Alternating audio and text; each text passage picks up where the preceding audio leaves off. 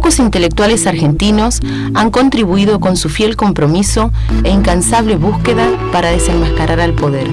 Osvaldo Bayer es uno de los más grandes ejemplos de este tipo, tanto a través de su trabajo como historiador, periodista, ensayista y o guionista de cine. A pesar de las numerosas y valiosas obras historiográficas que ha escrito y de las conferencias dictadas en las más variadas tribunas del país, él prefiere ser reconocido como un militante de la causa por los derechos humanos a la que ha dedicado gran parte de su vida. Víctima de las funestas manos que condenan al exilio, siempre bregó por retornar al país y desde aquí llevar a cabo su lucha intelectual y política. Convencido que su lugar está con las demandas y los derechos del pueblo, no duda en recorrer distintos escenarios sociales para denunciar injusticias. Participa de foros y debates en escuelas, universidades, gremios y plazas públicas con el objeto de instalar aquellos temas que los grupos de poder prefieren ocultar.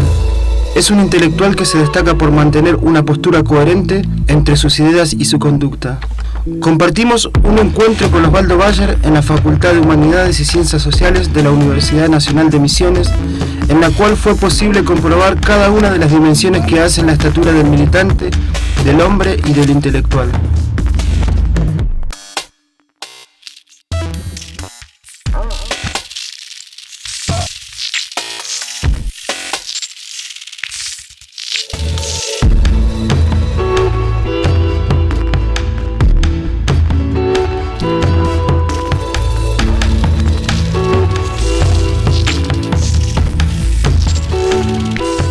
Bueno, la idea era romper un poco con la formalidad de las presentaciones que se hacen siempre, que se acostumbran y de las cuales usted estará cansado ya un poco, y plantear esta instancia de diálogo con los chicos, bueno, que son todos estudiantes y profesionales de las carreras humanísticas de la facultad. Decíamos no hacer una presentación formal leyendo una cronología de sus obras, de las cuales todos conocemos y todos tenemos... como pensábamos, estábamos charlando antes, algún punto de complicidad con el personaje que es para nosotros Osvaldo Bayer. En cierta forma somos todos un poco amigos, en silencio, y bueno, para nosotros es un orgullo, una instancia muy noble que usted esté acá con nosotros. Yo creo que podemos empezar con la charla, ¿no?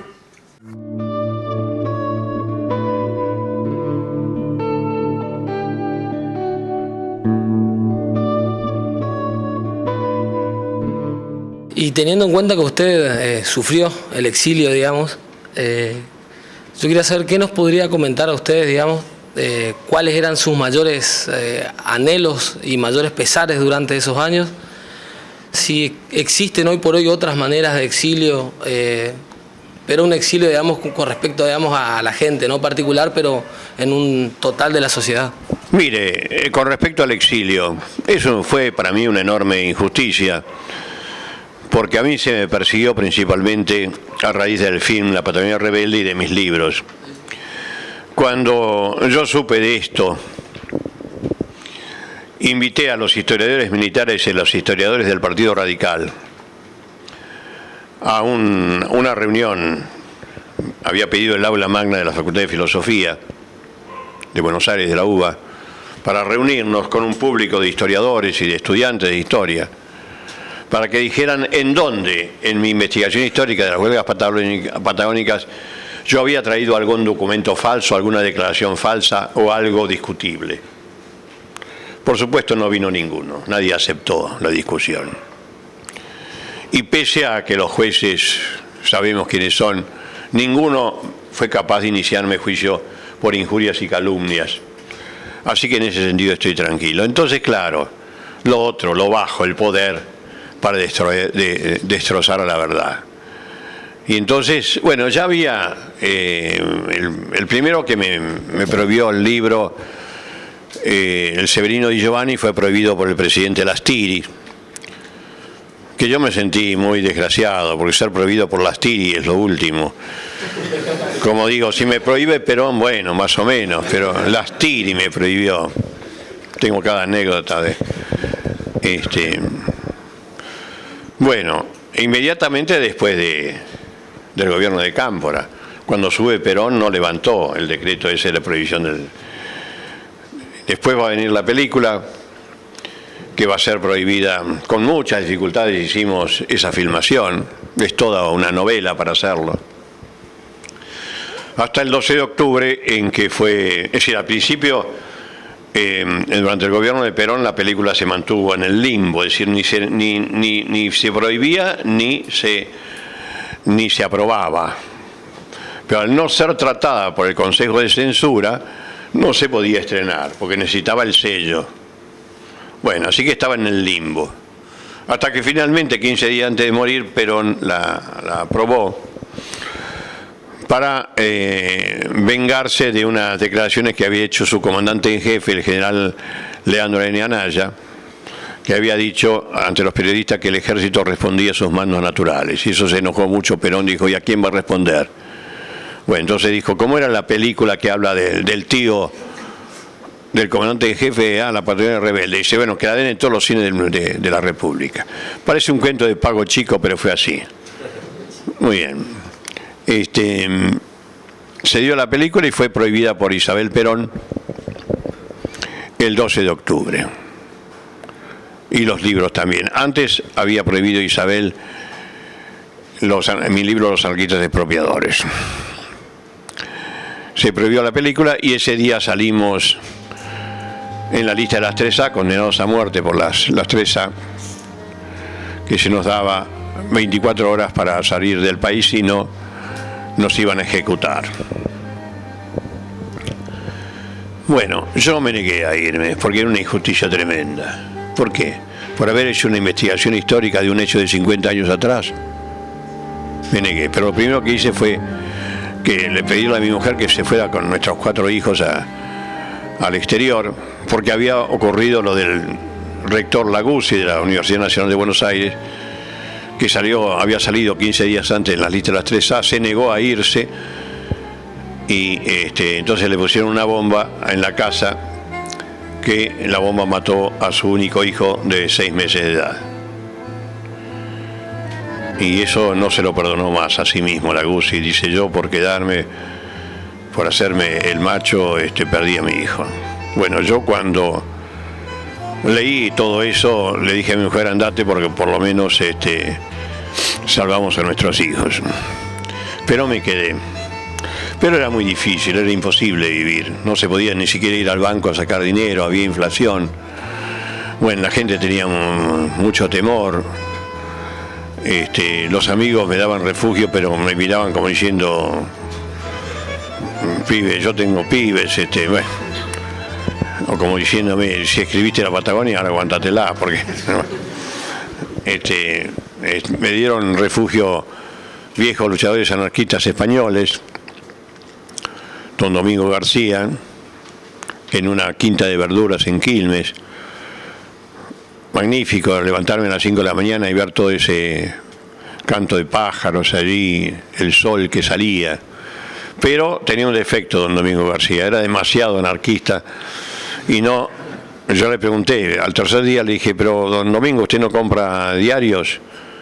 Me dice, no, nada, ni diarios, ni radios, ni televisión. Aquí no entra ningún producto de la burguesía. Si quieres, ahí tienes discos, puedes escuchar música española. Bueno, y yo digo, justamente había que estar informado en esos días, porque caían amigos, bueno. Entonces le dije que me iba a caminar todos los días, me iba a la estación de Quilmes, compraba el diario, lo leía rápidamente y lo tiraba en el canasto. Volvía, pero no era nada sonso don Domingo, y me dijo, que tú te vas, porque tienes miedo, ¿no? Digo, no tengo miedo. Sí, tienes miedo, mira, no tienes que tener miedo. Y se abrió el saco y tenía un bufoso ahí. Dice que aquí no entra nadie. Yo pensé, viene un grupo de tarea y vas a ver cómo entra, ¿no? Con ese revolvito que tenemos. Bueno. Y al final tuve que irme, fui en febrero del 75.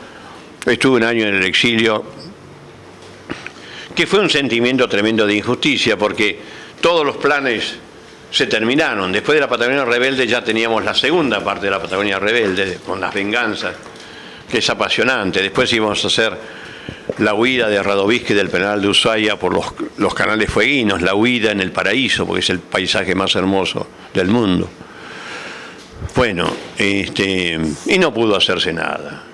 Y todos esos planes, con ese éxito, a pesar de las prohibiciones y las cosas, ese éxito total que tuvo la película de La Patagonia Rebelde, nunca más pudo cumplirse, ni siquiera al regreso. Cuando regresamos ya había un país totalmente diferente. Había triunfado la dictadura. Se tuvo que ir, pero en toda la parte cultural principalmente había triunfado. El país era muy diferente. Los gustos habían cambiado. Habían matado a los mejores, sin ninguna duda. Yo te digo, el exilio lo sufrí como una gran injusticia, pero como un beneficio en el sentido que los queridos amigos, los mejores amigos habían sido muertos. Rodolfo Walsh, al que nunca voy a olvidar, el Paco Urondo, qué poeta, Haroldo Conti, muertos de esa manera. Entonces, ¿yo qué me puedo quejar del exilio si yo pude seguir viviendo? Y peor todavía que la muerte de los queridos amigos, fue mucho peor la muerte de los hijos de los amigos. Es decir, esos amigos que quedaron vivientes pero les mataron los hijos y los destrozaron para siempre. El caso de mi amigo David Viña, que le mataron los 2 hijos. El caso de Juan Gelman, que hoy, mi querido amigo Juan Gelman, con el cual hice juntos el libro Exilio, que hoy hoy están los diarios, le dieron el premio Cervantes. Enhorabuena. Pocos poetas tan profundos como él. A él le mataron al hijo, a su nuera, y recién pudo conocer a su nieta cuando la nieta ya tenía 27 años. Bueno, eso fue lo peor, así que no me puedo quejar del exilio.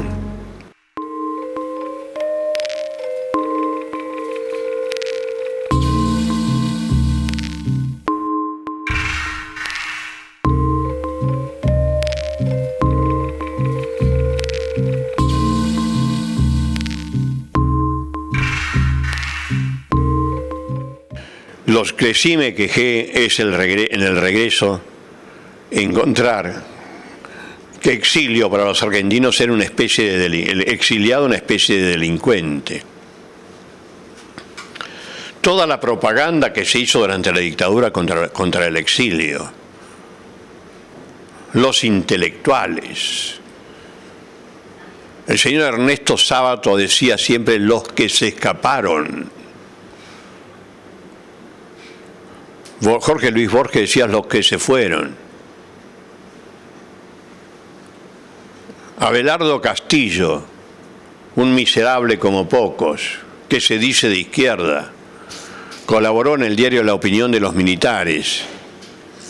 Cuando el Campeonato Mundial de Fútbol le publicaron una nota en la primera página de La Opinión, Abelardo Castillo dice: ahora qué nos dicen los exiliados, que vuelvan y yo les voy a gritar en la cara, Argentina, Argentina. Y su amiga, esta la que hacían en la revista El Ornitorrinco, ¿cómo se llama? ¿Paraguirre? No. Bueno, por algo será que no me olvido. Inventó. Ahora dice que ella tuvo una polémica con Cortázar. No tuvo ninguna polémica con Cortázar. Cortázar, el mejor de todos, un hombre absolutamente bueno, y cómo ayudó en el exterior a la campaña contra la dictadura, a la denuncia de los desaparecidos. Dedicó todo su tiempo.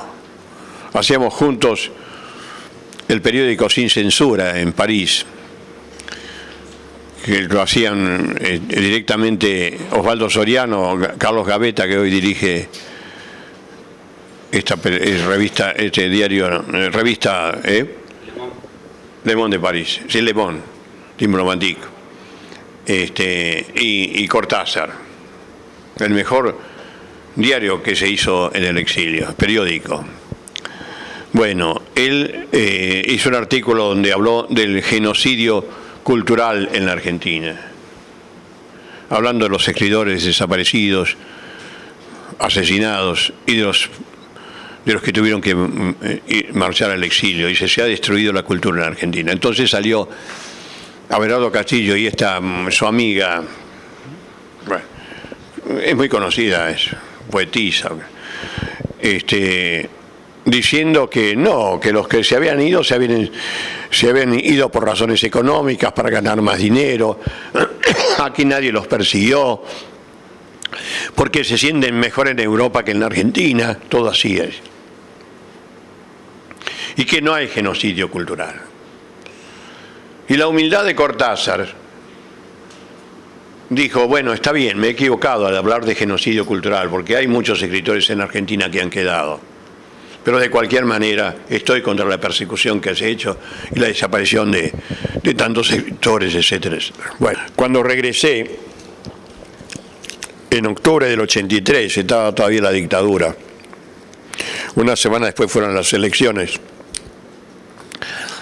Está todo registrado en una película que hizo la televisión alemana de 1 hora y media, que se llamó Exilio y Regreso. Y lo más hermoso que muestra esa película es la calle Florida, con los oradores populares que surgieron. Es hermoso lo que dicen los oradores populares contra la dictadura y hablando de los desaparecidos. Alguna vez podemos venir y mostrar esa película.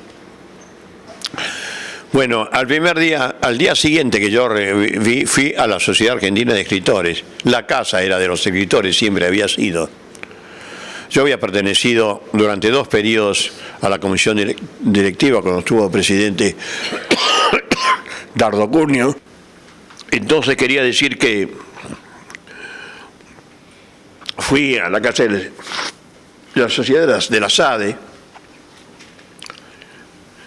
mi primer día en la Argentina, de regreso.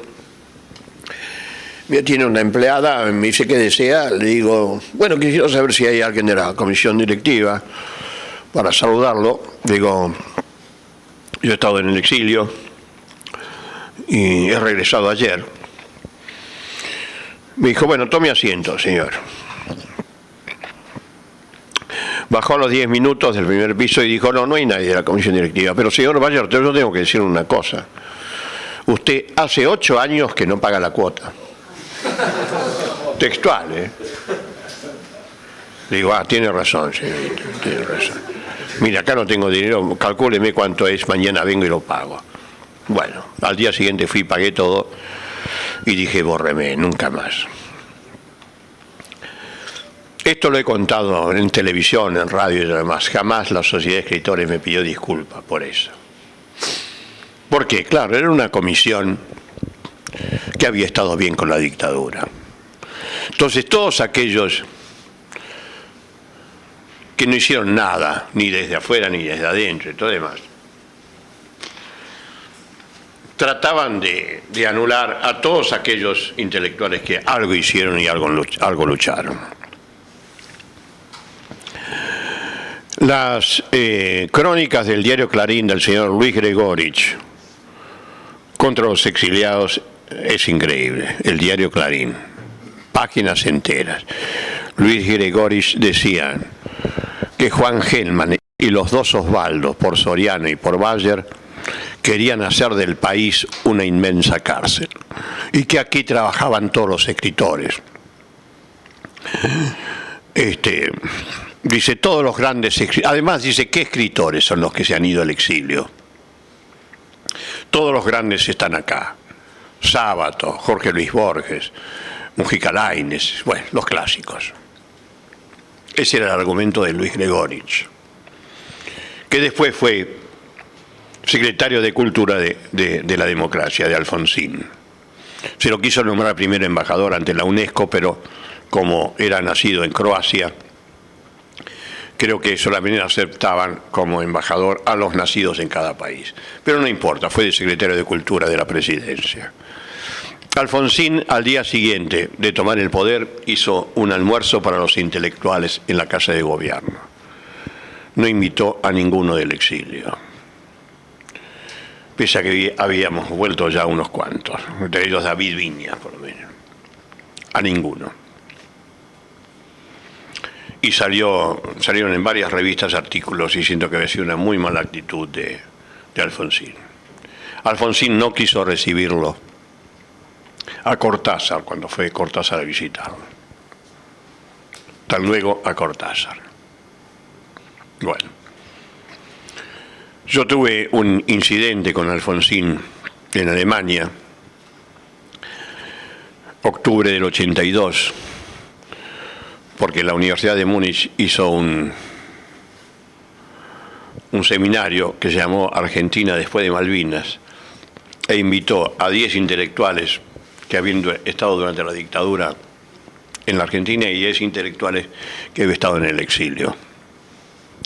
Primero se invitó a hablar a Alfonsín, que ya era candidato a presidente del Partido Radical, que habló bien, habló sobre la democracia argentina, habló bien. Después habló Caputo, que habló de la influencia de Estados Unidos en la política latinoamericana, fue brillante. Y después el profesor Carstens, que dirigía el debate, dijo, bueno, ahora pasamos al debate. ¿Alguien quiere hacer una pregunta? Y el público eran todos los estudiantes de Lateinamerikanistik, los alemanes que estudian Lateinamerikanistik. Bueno, y como nadie hacía una pregunta, dije, a mí me dio, yo estaba muy contento, era la primera vez ya, año 82, donde había un seminario donde participaban de los dos lados. Es decir, yo lo vi eso como que estaba muy pronto al regreso. Y sinceramente hice una pregunta para ayudarlo a Alfonsín. Porque a Alfonsín le faltó una cosa, que para los alemanes, después del error, para no decir otra palabra, que se mandaron con el nazismo y el holocausto y otras cosas, lo primero que hacen en una intervención es la autocrítica. Cuando hace uno una intervención en Alemania tiene que hacer también la autocrítica. ¿Qué hice yo en una situación así? ¿O qué hicimos? ¿O por qué es la cosa esta? Alfonsín había hablado de la democracia argentina y todo lo demás, pero se había olvidado de hacer la autocrítica. Yo sabía que eso iba a ser criticado por los alemanes. Entonces, sabiendo que es un hábil parlamentario, yo lo ayudé con la pregunta. Dije lo siguiente. Me pareció muy bien las dos intervenciones que hemos escuchado. Y digo, por ejemplo, cuando el doctor Alfonsín dijo que el presidente Ilia fue el presidente más democrático que ha tenido la República Argentina. Y digo, y tiene razón, digo, a mí por lo menos nunca me prohibieron ningún libro, no me echaron de ningún lado, se vivió en paz, no hubo prohibición de ningún film con respecto a la cultura, tampoco hubo detenidos a disposición del Poder Ejecutivo como se hacía antes. Digo, pero claro, lo que hay que también que decir es que los militares no vinieron solos, sino que la democracia cometió gravísimos errores. Como por ejemplo, digo, el caso de Ilia, que él fue electo porque estaba prohibido el Partido Peronista y sacó el 26% de los votos. Digo, hubiera pasado la historia argentina como más grande de los demócratas si él hubiera aceptado ser presidente, pero un mes después hubiera llamado a elecciones con el Partido Peronista. Digo, porque esa es la auténtica democracia. Y yo creo que el pueblo, por ese gesto, lo hubiera elegido entonces presidente por la mayoría de los votos. Digo, no lo hizo y a los 2 años cayó por un golpe militar. Digo, además, los dos partidos políticos que siempre nos han gobernado han dado ministros a las dictaduras. Digo, el caso de Monroy, del Partido Radical, que fue ministro del Interior de la dictadura de Lanusse. Para no hablar de otros partidos que dieron embajadores a dictaduras. El caso increíble de Alfredo L. Palacios, un magnífico demócrata, el más grande tal vez de los socialistas argentinos que hemos tenido, que aceptó ser nada menos que embajador en el Uruguay de la dictadura de Aramburu. Para no hablar del caso de Américo Ghioldi, que ya traspasó todas las fronteras, que aceptó ser embajador en Portugal de la dictadura de la desaparición de personas. Bueno, ¿para qué lo dije? Terminé de hablar. Estábamos todos sentados. Alfonsín se paró y con esta parte le pegó a la silla que salió volando. Y con el dedo así, como hace él. ¿Se acuerdan cuando dijo, vos gordito no te va mal? Con el dedo así, parado, a los gritos, me dijo, parece mentira que un exiliado nos venga a dar normas de democracia a nosotros que estuvimos en el país luchando por la democracia. Bacana, Alfonsín no luchó nada por la democracia, pero no importa, dejémoslo ahí. Además, miente, porque yo era legislador en los tiempos de Ilia y al lado mío estaban los representantes del Partido Peronista. Bueno, y se sentó. El director, el profesor Carsten del seminario, además todos me miraron a mí como diciendo, ¿qué? Porque se habló también un poco argentino y los alemanes muchos no comprendieron. ¿Qué habrá dicho este? ¿Qué provocador? ¿Qué habrá dicho este para que este hombre reaccione así? Bueno, entonces el profesor Carsten dice, bueno, vamos a terminar con el debate, a tomar un cafecito, por favor. Fuimos a tomar un cafecito. Ven, yo me quedé sentado. Porque digo, qué desgraciado que soy. Dije la verdad histórica, porque es mentira. No había representantes del peronismo cuando él era legislador, sino que eran representantes del neoperonismo de los partidos provinciales. Bueno, usted se acuerda de eso. Además, él había mentido. Pues yo me quedé sentado, todos salieron a tomar el cafecito, y pasó un estudiante alemán y me dijo, ¿qué tipo autoritario ese? Y ahí me di cuenta que yo tenía razón, con esa interpretación del estudiante alemán. Entonces me fui a tomar el cafecito. Y ahí se vino Caputo, estaba fuera de sí, me dijo, Caputo, dice, ¿qué nos hizo Bayer? Dice, esto mañana se sabe en Buenos Aires, aquí hay periodistas, ¿por qué tuvo que decir usted eso? Usted sabe, estamos en plenas internas del Partido Radical, dice, está Alfonsín como candidato y está el otro candidato de los militares dentro del radicalismo, que es, y me dijo la expresión tal cual yo digo, dice, está el hijo de puta de la Rúa como candidato de los militares contra Alfonsín. Y usted viene y dice eso. Le digo, mire, Caputo, yo dije la verdad, yo no puedo estar en las internas del Partido Radical. Yo dije absolutamente la verdad. Lo que dijo Alfonsín no es cierto, que estaban ahí los periodistas. Además, lo que dije es justo, porque los militares no llegaron por sí mismos, llegaron por defectos de la democracia. Para no hablar de Isabelita López Rega, de Ezeiza y todas estas cosas. Porque parecía que los radicales son los culpables. No. También y cómo son Perón y los peronistas. Y dijo, bueno, está bien, qué sé yo. Ese fue el incidente que tuve con Alfonsín. Después, cuando era presidente, mi hijo es periodista y trabaja en DPA, en Alemania. Y como Alfonsín iba a hacer un viaje a Alemania, DPA siempre manda a un periodista de Alemania a hacerle un reportaje al presidente para preguntarle qué es lo que piensa hacer en Alemania. Lo mandaron a mi hijo y está grabado esto en su grabador, lo tiene grabado. Después que se hace las preguntas y el reportaje, Alfonsín le dice, ¿así que usted es el hijo de Osvaldo Bayer? Dice, sí. ¿Y su viejo está cabreado conmigo todavía? Y mi hijo dijo, no sabía que yo no se iba a meter en la discusión. Bueno, quiere decir que lo tuvo en cuenta. Y entonces falta en nuestros políticos la autocrítica, ese fundamento que tiene que hacer a la democracia y que tienen que usar nuestros políticos. Aquí nunca nadie se equivocó. Bueno, cuando yo pregunté en un congreso de intelectuales donde la mitad eran peronistas, entre ellos estaba Galazo y otros, digo, bueno, ahora tengo la oportunidad, estando tantos intelectuales peronistas, quisiera que me respondan por qué Perón prefirió a López Rega y no a los principios teóricos de John William Cook. Y uno de ellos gritó, Bayer, esa es una pregunta gorila. Yo le dije, sí, por supuesto que es una pregunta gorila, pero contéstenla, por favor.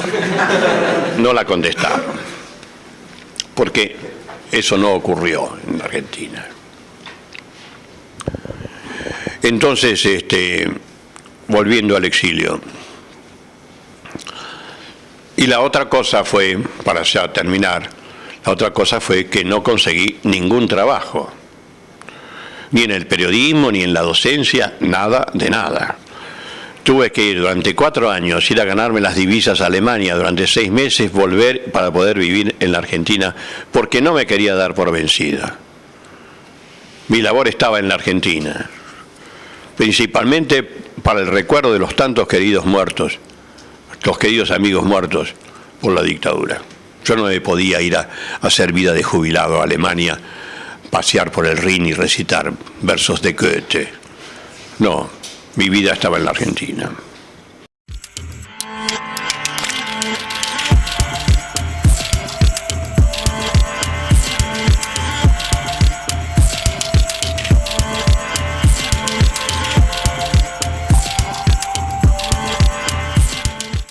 Ya que usted siempre describe, digamos, los gestos implícitos o inconscientes o conscientes tal vez que tienen los intelectuales, por ejemplo, resalta mucho, dándole muchos palos por ahí a Sábato y a Borges, mucha razón, ¿no? Y me gustaría saber cuál es el ejemplo que usted ve en Cortázar justamente en ese contexto.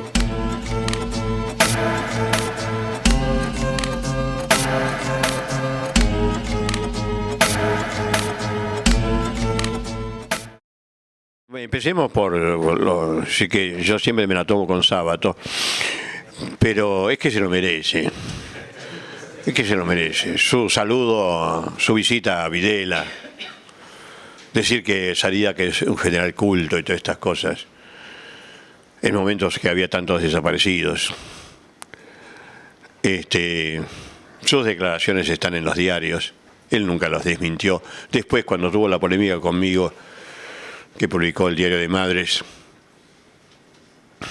él dice que no dijo esas cosas. Bueno, lo hubiera desmentido. Y los dijo porque están todos los diarios. No se van a equivocar los periodistas, no van a traer todo lo mismo las declaraciones de él. Además, cuando los periodistas le hacen algunas preguntas, dice, eso se lo dijo al secretario de prensa de la presidencia. Es decir, confía en el hombre de la dictadura que va a darle información y no la da él. Pero hay otra cosa que es muy despreciable de Ernesto Sábato. Su libro, El otro yo del peronismo, que por supuesto lo sacó de circulación, pero él tiene la mala suerte que yo lo tengo. Hay una frase que no se la perdono. Dice textualmente, Juan Domingo Perón era un resentido como buen hijo natural que era. Eso no se puede decir. Eso es, como se decía antes, eso lo puede decir una madama de conventillo, ¿viste? Pero no un intelectual. ¿Qué nos quiere decir? ¿Qué denigración hay con ser hijo natural? El hijo natural puede ser hijo del amor. O puede ser hijo de la libertad.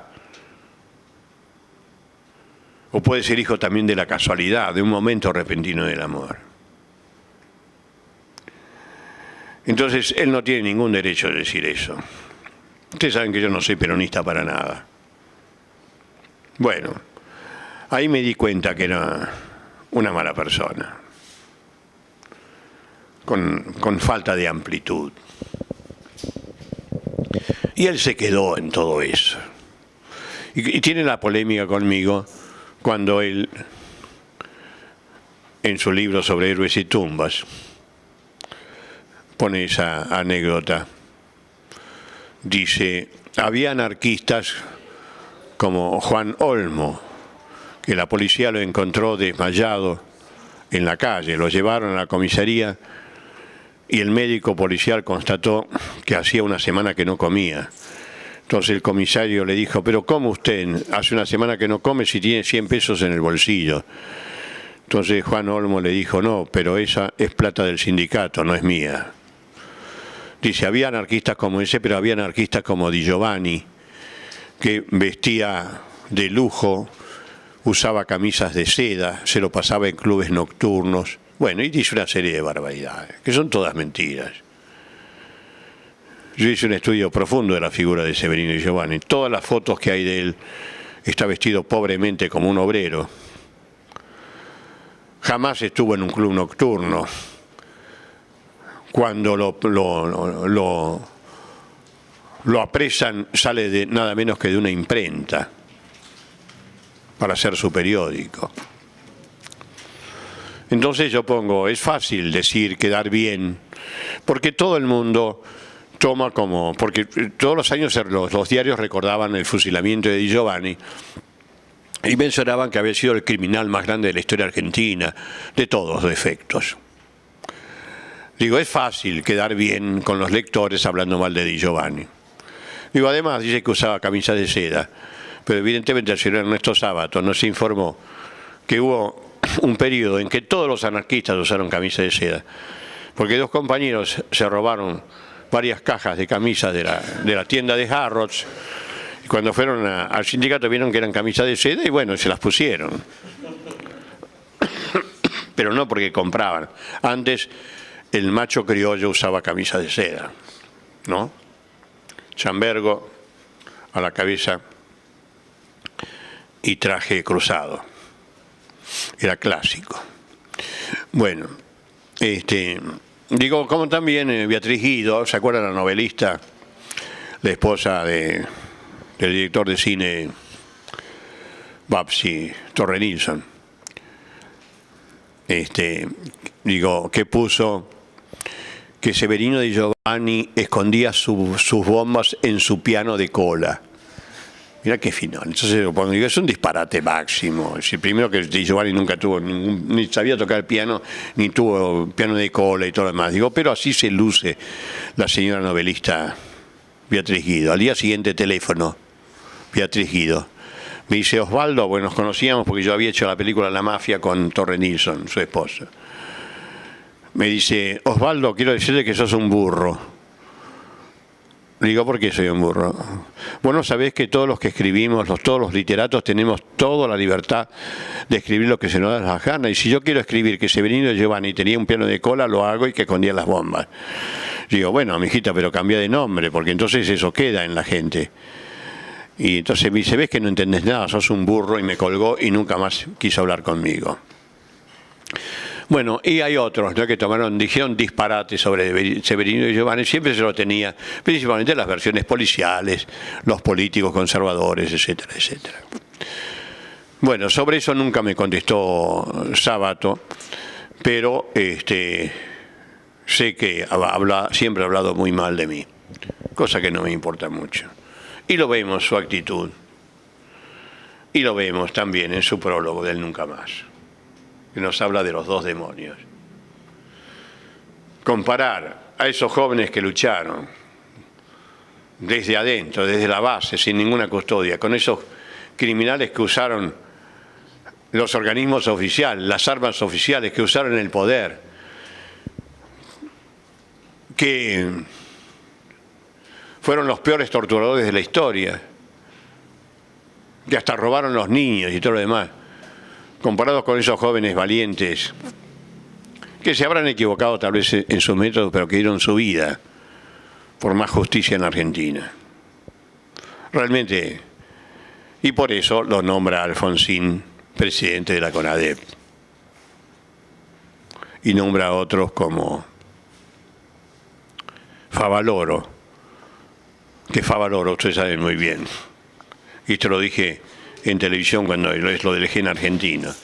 Favaloro acompañó a la delegación argentina del dictador Videla a Venezuela, a visitar al dictador de ese momento en Venezuela. Que cuando lo nombra Alfonsín a Favaloro, yo puse eso en una nota, y Favaloro tuvo la humildad de venir a verme, me tocó el timbre, me dijo, Bayer, lo vengo a ver para decirle que sí. Yo estuve en esa delegación, pero quiero decirle que yo lo hice para salvar a mi fundación. Si no iba, me la cerraban. Le digo, mire, Favaloro, yo no lo puedo aceptar porque cualquiera tiene un motivo para colaborar. Digo, un padre me puede decir, mire, yo colaboré con la dictadura porque si no me mataban a mi hijo. un empleado me puede decir yo colaboré con la dictadura porque si no me echaban. Todos pueden tener un pretexto.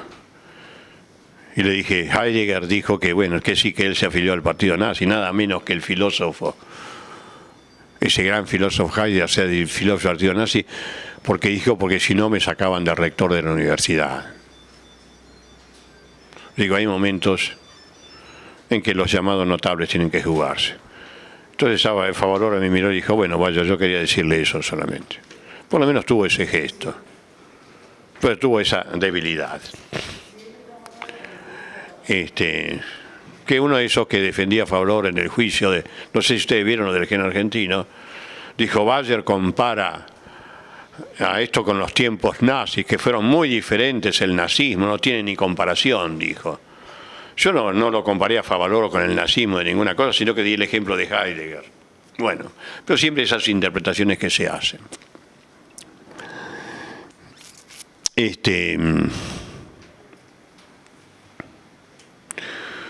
Yendo a Cortázar. Cortázar tal vez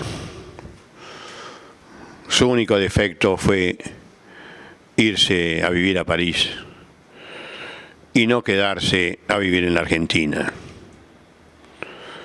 Porque si ustedes leen alguno de sus libros últimos, que escribe, ¿cómo se llama?, sobre la guerrilla, sobre el guerrillero, claro, el día de Manuel, si ustedes se fijan, él utiliza un idioma argentino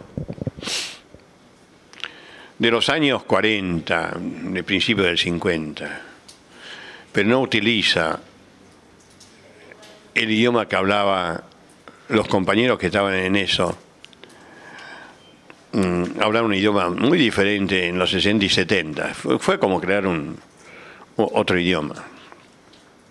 Y mismo la gente, porque los idiomas cambian cada década. Yo a veces se me ocurre decir términos que uno empleaba de niño y de adolescente y los jóvenes no me entienden.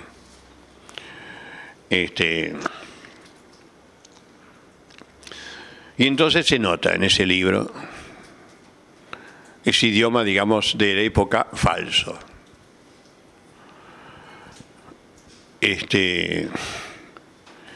Es una pena. Y es una pena porque hubiera dado grandes ejemplos por siempre tuvo una actitud que tiene que tener el intelectual, no encerrarse en la Torre de Marfil, sino siempre salir a la calle, escribir lo que se le da gana, pero salir a la calle cuando hay injusticias, y siempre lo hizo. Su defensa por Nicaragua lo dice muy bien.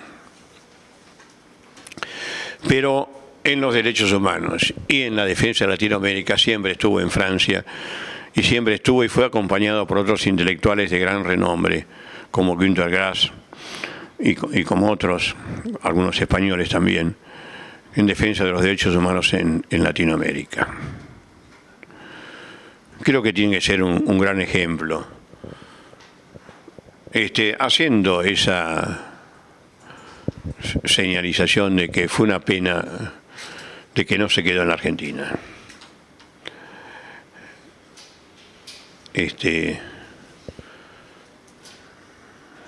Yo siempre voy a hablar muy bien de él porque tengo los mejores recuerdos. Su casa siempre estuvo abierta para el exilio y su ayuda también. Alguna vez cuando tenga tiempo voy a hablar de un proyecto que preparé para volver a la Argentina, los exiliados, para demostrar que no éramos cobardes. Cuando Viola tomó el poder de Videla.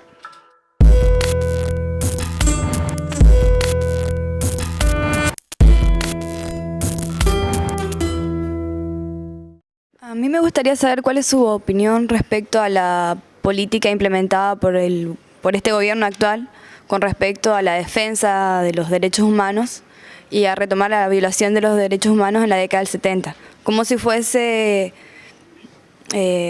un tema solamente de la década del 70, como si la violación de los derechos humanos no se estén encarando ahora con respecto a las restricciones, a los presupuestos económicos en cuanto a la educación y a la salud. Bueno, sinceramente hay que decir que este gobierno en derechos humanos, con respecto a los derechos humanos, como bien dice usted, de la última dictadura, ha hecho mucho más que Alfonsín, que de la Rúa, que Menem, etc. Eliminó las leyes de obediencia debida y punto final, y han comenzado los juicios en forma muy lenta. Recién hay 4 o 5 de los criminales en la cárcel, pero de cualquier manera está haciendo algo. Lo que sí que debemos exigir que haya más prisa en el juzgamiento. La democracia hubiera tenido que cambiar a todos los jueces que fueron nombrados por la dictadura o que actuaron durante la dictadura. Pero fíjese que Alfonsín nombra como jueces en el juzgamiento de los comandantes al fiscal Stracera, que fue un fiscal de la dictadura y que rechazó un montón de pedidos judiciales de los parientes de los desaparecidos. Cambió después, hizo unos juegos, etcétera, etcétera, pero fue una inmoralidad el nombramiento de él. Lo primero que tendría que decir, eso no se cambió. Debemos otra cosa que reconocer, que cambió la estructura de la Corte Suprema Kirchner y que ahora hay una Corte Suprema a la cual se le puede tener bastante confianza. Pero con respecto a los derechos humanos actuales, usted tiene absoluta razón. Es decir, yo siempre voy a visitar, ha sido una costumbre de toda mi vida, a los presos políticos. Ahí están los 6 presos políticos paraguayos, desde abril del año pasado. Es una verdadera vergüenza. Acusados por el señor Frutos Duarte de haber cometido un crimen que no está demostrado para nada. Son 6 campesinos, 2 de los cuales solamente hablan guaraní. Están, como digo, desde abril del año pasado. ¿Cuántos meses? Sus mujeres han viajado, están en Buenos Aires para atenderlos. Casi todos tienen 4 y 6 hijos que son atendidos en Paraguay por sus abuelas. Yo he sacado 2 contratapas diciendo la enorme injusticia de todo esto. Nadie ha respondido. He ido a ver al secretario de Derechos Humanos. He hablado con el doctor Matarolo. Y Matarolo me dijo, es algo que tiene que resolver Kirchner. Y no lo resuelve por esto. Ustedes vieron ayer el encuentro entre Cristina y Frutos Duarte, parecen novios, como se sonríen. Somos todos una dulzura. Y nos hablan de que hay que construir la represa y todo eso. Entonces hay otros intereses. Y eso es lo que hay que destacar. O como por ejemplo lo que se hizo con los 2 presos de Quebracho. ¿Se acuerdan ustedes? La muerte del maestro Fuentealba. Uno de los peores crímenes cometidos. Después de eso, Kirchner tendría que haber intervenido de inmediato en la provincia de Sovich. No la tocó. Sovich sigue siendo gobernador. Lo único bueno es que sacó ni 4% de votos como candidato. Bien. A él no se lo reprimió, no se lo tocó. Está actuando la justicia. Vaya a saber qué es lo que va a decir la justicia neuquina. Pero Quebracho fue a la oficina que había instalado Sovich como candidato a presidente allí en el centro de Buenos Aires y le rompieron los vidrios de la vidriera. Inmediatamente salió la policía y tomó preso a los 2 dirigentes de Quebracho que no estaban en el hecho. Uno estaba justamente en camino de Ezeiza para ir a Caracas y el otro estaba en La Plata. Lo pusieron preso en febrero en el pabellón de máxima seguridad, donde yo fui a visitarlos, solos completamente los 2, observados constantemente por un guardia, constantemente. No pueden hacer nada sin ser observados, todos los están custodiados. Mientras que en la misma cárcel, en el mismo pabellón, Echecolats, lo ve uno paseándose por el patio, conversando con los presos comunes, etcétera, etcétera. Pero los 2 de Quebracho, por romper los vidrios, estuvieron presos desde abril desde febrero hasta octubre. Y fueron liberados porque yo describí todo esto en una contratapa. A los 2 días lo soltaron. Bueno, ustedes tienen que ver, los parientes no podían pasar alimentos porque estaban en el pabellón de máxima seguridad. Y empezaron ellos, también fueron liberados por eso, porque yo conté que estaban en muy mal estado de salud porque empezaron la huelga de hambre. No recuerdo cuántos días llevaban, pero creo que 42 días ya, y estaban muy, muy delgados. Bueno, entonces, ¿qué clase de justicia es? Porque si los hubieran acusado de otra cosa, de otros crímenes, no, fue por haber roto los vidrios de un hecho que ellos no cometieron y que demostraron. Pero los jueces los mantenían presos. Entonces, son cosas que estamos viviendo en la Argentina. Tal vez anecdótico, pero que nos dicen bien. De toda la justicia para los pobres, para los que luchan. Pero Sovich, para no hablar de otros, de todos estos atorrantes, mano izquierda y mano derecha de Menem, por ejemplo, que eso sí que metieron la mano en la lata, todos libres, se defienden. Hace años los juicios. Y con respecto a este gobierno debemos decir que tiene que hacer mucho más en lo económico y en lo político. Y vuelvo a repetir por 100 veces lo que siempre digo. Mientras tengamos el 15%, según las estadísticas oficiales, el 15% de los niños desnutridos en la Argentina, no hay una verdadera democracia.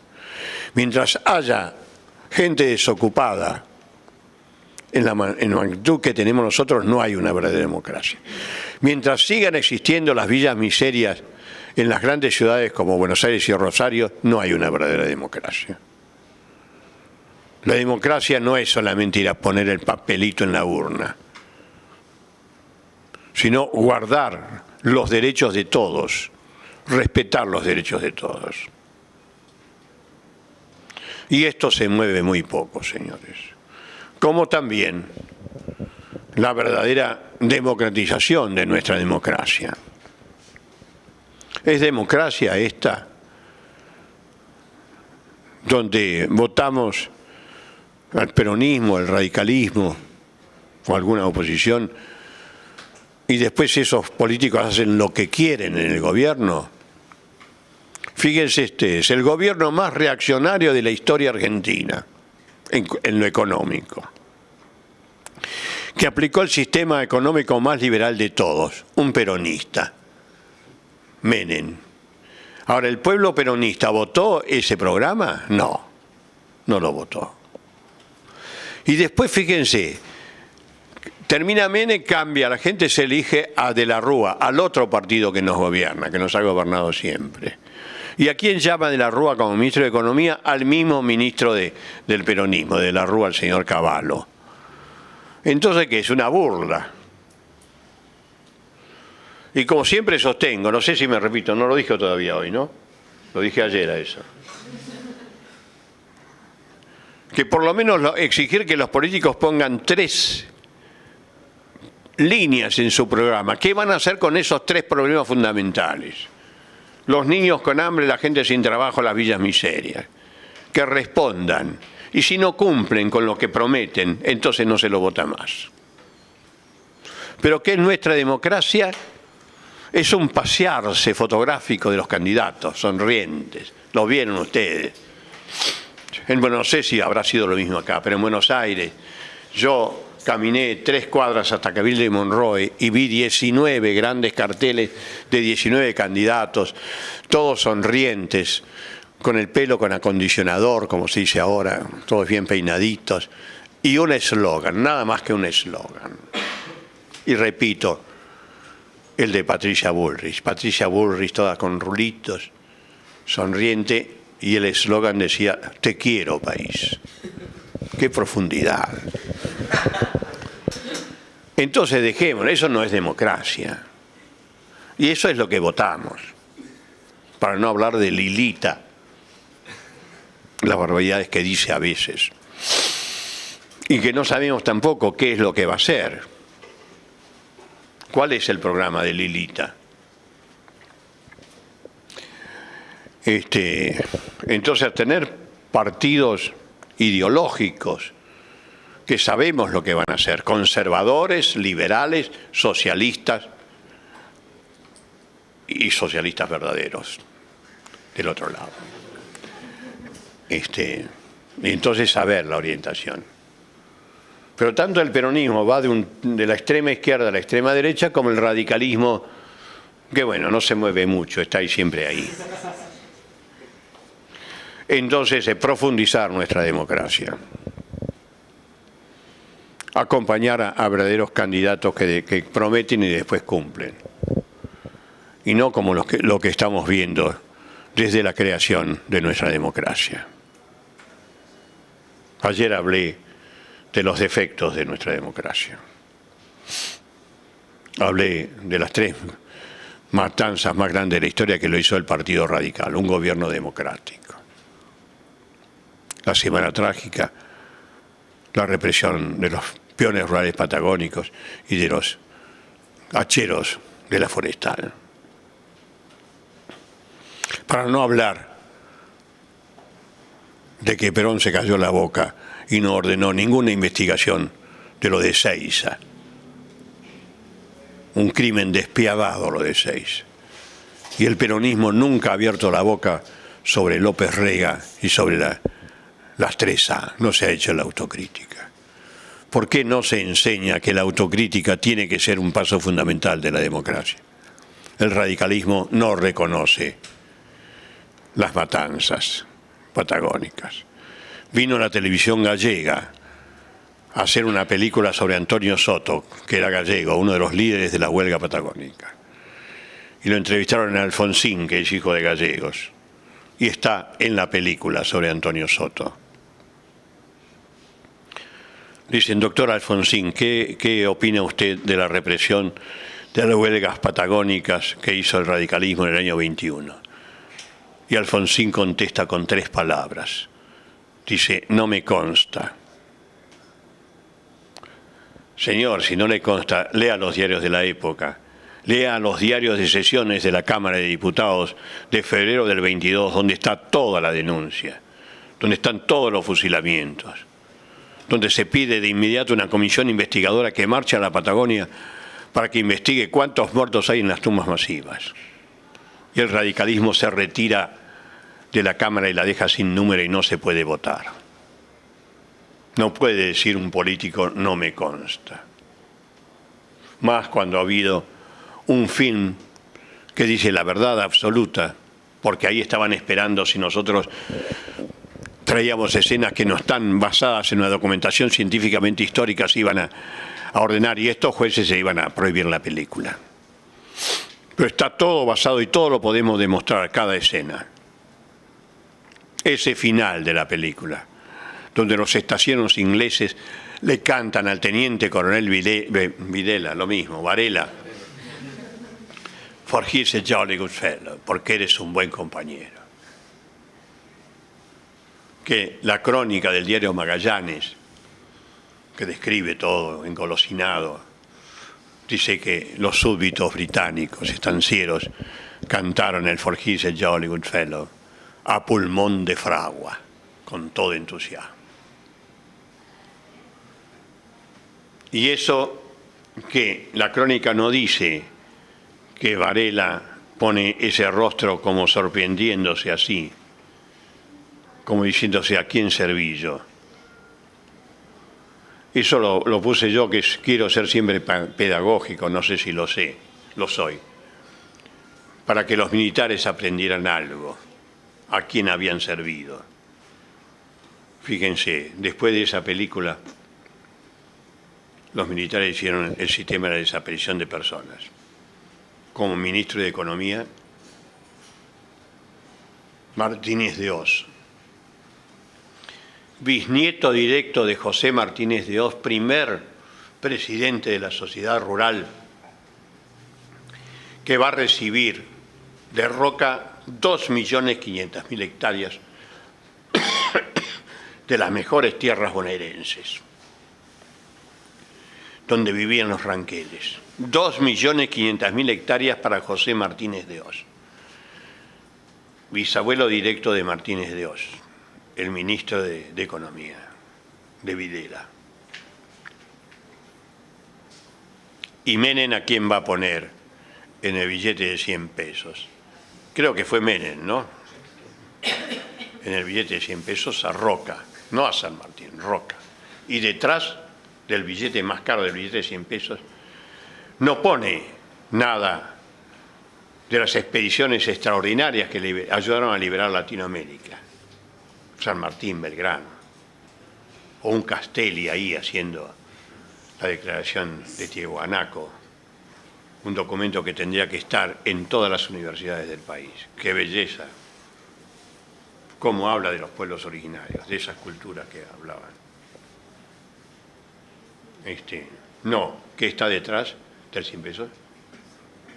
La campaña del desierto, con Roca a caballo, el cuadro de Blanes que lo pintó a caballo cuando Roca nunca montó a caballo, según sus oficiales. Hizo toda la campaña del desierto en carroza, como lo dice Sarmiento, que era un pícaro. Ayer lo leí al artículo. A ser conservadores, liberales, socialistas y socialistas verdaderos, del otro lado. Entonces, saber la orientación. Pero tanto el peronismo va de la extrema izquierda a la extrema derecha, como el radicalismo, que bueno, no se mueve mucho, está ahí siempre ahí. Entonces, profundizar nuestra democracia. Acompañar a verdaderos candidatos que prometen y después cumplen. Y no como lo que estamos viendo desde la creación de nuestra democracia. Ayer hablé de los defectos de nuestra democracia. Hablé de las 3 matanzas más grandes de la historia que lo hizo el Partido Radical, un gobierno democrático. La Semana Trágica, la represión de los peones rurales patagónicos y de los hacheros de la forestal. Para no hablar de que Perón se cayó la boca y no ordenó ninguna investigación de lo de Seiza. Un crimen despiadado lo de Seiza. Y el peronismo nunca ha abierto la boca sobre López Rega y sobre las 3A. No se ha hecho la autocrítica. ¿Por qué no se enseña que la autocrítica tiene que ser un paso fundamental de la democracia? El radicalismo no reconoce las matanzas patagónicas. Vino la televisión gallega a hacer una película sobre Antonio Soto, que era gallego, uno de los líderes de la huelga patagónica. Y lo entrevistaron en Alfonsín, que es hijo de gallegos, y está en la película sobre Antonio Soto. Dicen, doctor Alfonsín, ¿qué opina usted de la represión de las huelgas patagónicas que hizo el radicalismo en el año 21? Y Alfonsín contesta con 3 palabras. Dice, no me consta. Señor, si no le consta, lea los diarios de la época. Lea los diarios de sesiones de la Cámara de Diputados de febrero del 22, donde está toda la denuncia, donde están todos los fusilamientos, donde se pide de inmediato una comisión investigadora que marche a la Patagonia para que investigue cuántos muertos hay en las tumbas masivas. Y el radicalismo se retira de la Cámara y la deja sin número y no se puede votar. No puede decir un político, no me consta. Más cuando ha habido un film que dice la verdad absoluta, porque ahí estaban esperando si nosotros traíamos escenas que no están basadas en una documentación científicamente histórica, se iban a ordenar y estos jueces se iban a prohibir la película. Pero está todo basado y todo lo podemos demostrar, cada escena. Ese final de la película, donde los estacionos ingleses le cantan al teniente coronel Videla, lo mismo, Varela, for he's a jolly good fellow, porque eres un buen compañero. Que la crónica del diario Magallanes, que describe todo engolosinado, dice que los súbditos británicos, estancieros, cantaron el For He's a Jolly Good Fellow a pulmón de fragua, con todo entusiasmo. Y eso que la crónica no dice que Varela pone ese rostro como sorprendiéndose así, como diciéndose ¿a quién serví yo? Eso lo puse yo, que quiero ser siempre pedagógico, no sé si lo soy, para que los militares aprendieran algo, a quién habían servido. Fíjense, después de esa película, los militares hicieron el sistema de la desaparición de personas. Como ministro de Economía, Martínez de Oz, bisnieto directo de José Martínez de Oz, primer presidente de la Sociedad Rural, que va a recibir de Roca 2.500.000 hectáreas de las mejores tierras bonaerenses, donde vivían los ranqueles. 2.500.000 hectáreas para José Martínez de Oz, bisabuelo directo de Martínez de Oz, el ministro de Economía, de Videla. ¿Y Menem a quién va a poner en el billete de 100 pesos? Creo que fue Menem, ¿no? En el billete de 100 pesos a Roca, no a San Martín, Roca. Y detrás del billete más caro, del billete de 100 pesos, no pone nada de las expediciones extraordinarias que ayudaron a liberar Latinoamérica.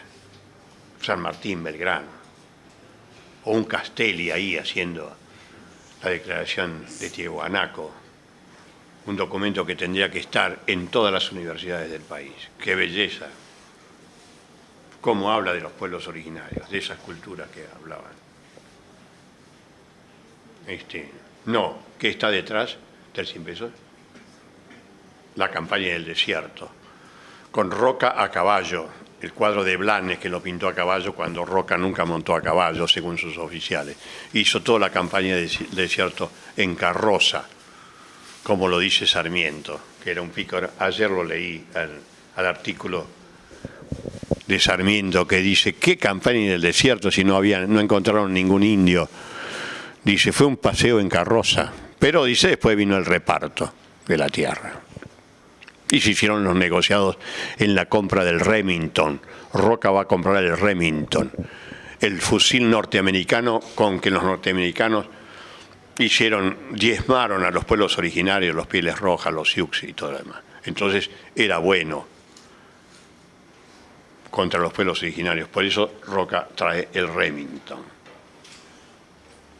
Buena persona, ¿no? Trajo el progreso, como dice Falucho Luna. Bueno, muchas gracias, queridos amigos.